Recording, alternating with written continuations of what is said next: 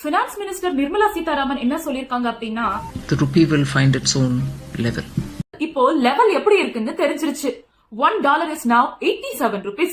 One of the lowest it has ever been. சிம்பிளா சொல்லணும்னா இன்னைக்கு ஒரு டாலர் வாங்கணும்னா 87 rupees கொடுக்கணும். இதே 15 வருஷத்துக்கு முன்னாடி 45 ரூபாய், 10 வருஷத்துக்கு முன்னாடி 62 ரூபாய், 5 வருஷத்துக்கு முன்னாடி 71 ரூபாய் இருந்துச்சு. வருஷத்துக்கு வருஷம் டாலரோட விலை அதிகரிச்சுட்டே இருக்கு.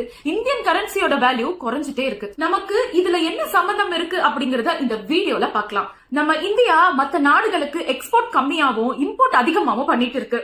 அது கச்சா எண்ணெயா இருந்தாலும் சரி, கோல்ட் ஆர் எலக்ட்ரானிக்ஸ் வர எல்லாமே டாலர்ஸ்ல தான் பே பண்ணி வாங்கணும். இப்போ டாலரோட விலை எவ்வளவு அதிகரிக்குதோ அதன் மூலியமா இம்போர்ட் பண்ணக்கூடிய எல்லா பொருட்களும் அதே அளவுக்கு அதிகரிக்கும். தட் மீன்ஸ் விலைவாசியும் அதிகரிக்கும், பணவீக்கமும் இன்க்ரீஸ் ஆகும். சாமானிய மக்கள் ஏழ்மையை நோக்கி போவாங்க. இந்த அரசாங்கம் உண்மையாவே ருபீஸோட வேல்யூ அதிகரிக்கணும்னா எக்ஸ்போர்ட்டை அதிகரிச்சாகணும்.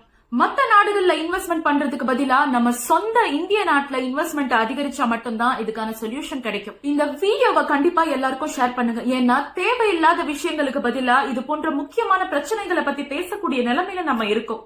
நன்றி. ஜெய் ஹிந்த்.